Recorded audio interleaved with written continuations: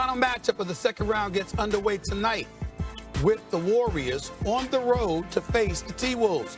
Anthony Edwards is hoping he can take down another legend and stop Steph Curry's quest for a fifth ring. The Warriors and the Timberwolves are facing off in the playoffs for the first time in league history. The T-Wolves finished off the Lakers in 5 games, and it took the Warriors 7 games to get past the Houston Rockets.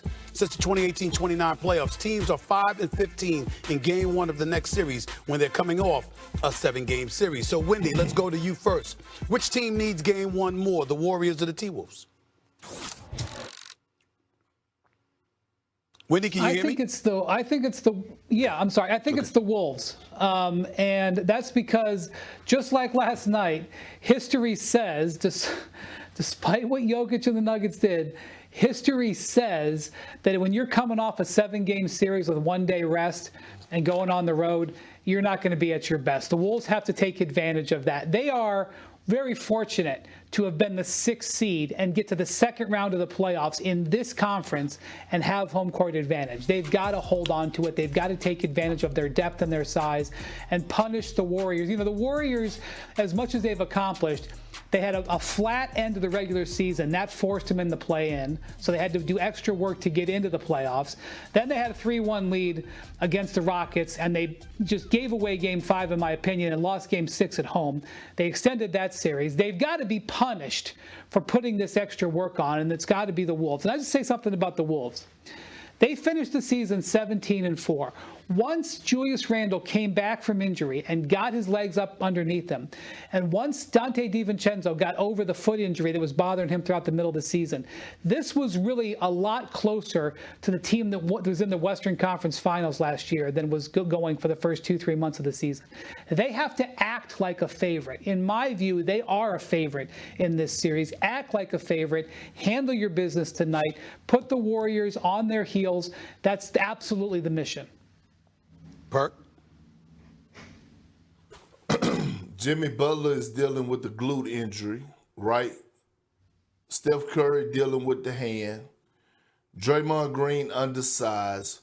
And they just came out of a physical series with the Houston Rockets, a bloodbath, an emotional series going 7 games. And now you're entering probably an even more physical series under man.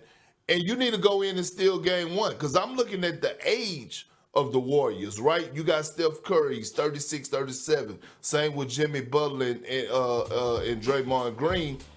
All of a sudden, it's no more 2 days in between. You're playing every other day. Perfect opportunity. At some point, you have to win on the road. Why not go and get Game 1? You need Game 1.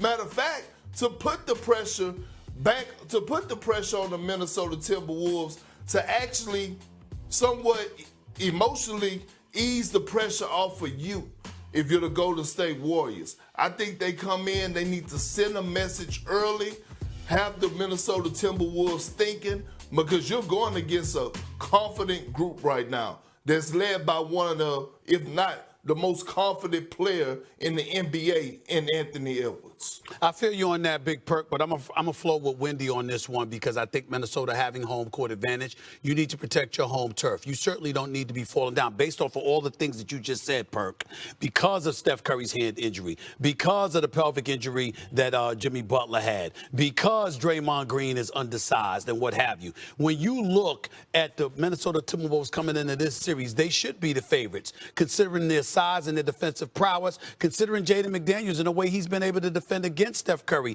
this season. I know Steph Curry's averaging 28 against them, but against him, Jaden McDaniels, it's been a different animal altogether, where he's shooting like 26% from the field and 25% from three-point range. The point that I'm making is that if you're Minnesota, you need to make sure you send the message that you're the team to beat. You've got the size, you've got the athleticism, you've got the defensive prowess, you've got home court advantage. You don't let Golden State roll up in there in Game 1 and put you on your heels to open the series. No, you make sure you let them know this is our home turf. We believe we're the superior team, and we're going to treat you that way, particularly in these first 2 games, and especially in Game 1, no doubt about it. That's where I'm coming from with it. What do you guys have to say about that? Perk? Well, look, this is what I'm gonna say. When you think of, here's the difference between the two series, right? You had one where you were playing, the Golden State Warriors was playing against the Houston Rockets, and they were just one of the worst shooting teams in the NBA, even in the regular season, and it showed in the postseason. That's not the case, right? That's not the case. Now we're diving a little deeper into this series. That's not the case with the Minnesota Timberwolves. Mike Conley, by the way, who's been playing some outstanding basketball, he can shoot the three at a high clip. Dante can shoot the three at a high clip. We know what Anthony Edwards could do from the three-point line. Hell, he led the league in three-pointers made this season. And we also look at Julius Randle and what he's been doing. And then you have to worry about a guy that we still haven't mentioned enough, Jaden McDaniels. He had his moments in that first round, 25-point game, 30-point game. And so I'm just looking at it from a physicality standpoint. This is one of those games where the Warriors need to go in and dive deep and say, man, we got to go steal game one. And I guarantee that's probably the message that Draymond Green is shooting around that locker room. Let's get this one. Wendy? Yeah, so it's interesting you bring up McDaniels. He's a vitally important player in this series. Across the whole NBA, nobody covered Steph Curry more possessions this year than Jaden McDaniels did. The way that the Wolves approach dealing with Curry, they put I get he's 6'9", and he's got great athleticism, and he can run with Steph. I mean, McDaniels can run all day, and you have to when you guard Steph. So that matchup, whether McDaniels' size can bother Curry, because Curry is so good moving without the ball that sometimes it doesn't even matter who you've got on him. Plus, they're going to throw all these screens at him. But Curry actually shoots slightly less than his season average against McDaniels when McDaniels is his primary defender. So that's a big matchup, how McDaniels is able to stay with him. The other side, when it comes to defending the star, throughout the season, and we saw it in the first round a fair amount with the Lakers, is what are you going to do with Ant Edwards? Are you going to commit to bringing the double team?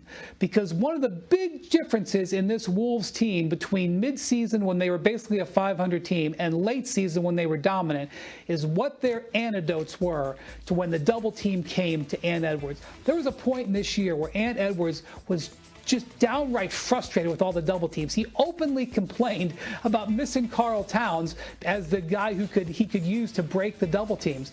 But he has on his roster a lot of weapons, and he's been able to get to them.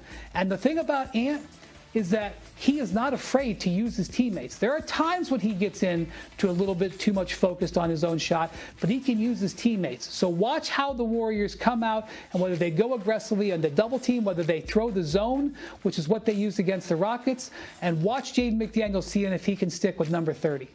Couple of things I want to point out here before I go to break. Number one, Dante DiVincenzo averaged 15 points and 39% shooting from threes against the Warriors this season. Rudy Gobert only averaged 11.5 points, but he shot 70% from the field. So maybe you might want to attack the interior and play bully ball because that's what you want to do with an undersized Golden State Warriors squad. But I think the thing to pay attention to is how chaotic Minnesota's offense appears at times. When they're flowing, they're flowing. When Naz Reid, when McDaniels and those brothers are hitting shots, they're just a different animal. And I think that happens, they easily win this series. But they can miss. They're a roller coaster. One game they're high, another game they're missing shots, another game they're turning the ball over, what have you. I'm not talking about Ant-Man because we've seen his level of play elevate in terms of his decision-making. I'm talking about the rest of the guys. And if they're not making shots and they leave Golden State close in this series, also going to the free throw line, even though they can make their free throws, and they usually do. A lot of times what you expect from Minnesota offensively, they don't give you. That's the problem. I believe in them defensively, but offensively, sometimes they don't give you what you expect from them. And that's not something you can afford to do in a playoff series against a Steph Curry and a Jimmy Butler. So that's what I think we need to monitor as this series goes forward. That's all I got to say about that, because I got to get back to New York, because that's what's really on my mind right now. That's what's really on my mind right now. Chào tất cả mọi người đã quay trở lại với kênh của mình. Hôm nay mình sẽ hướng dẫn các bạn làm Vòng tay của tôi đề là quả duy nguyện. Bây giờ mình sẽ bắt đầu nào.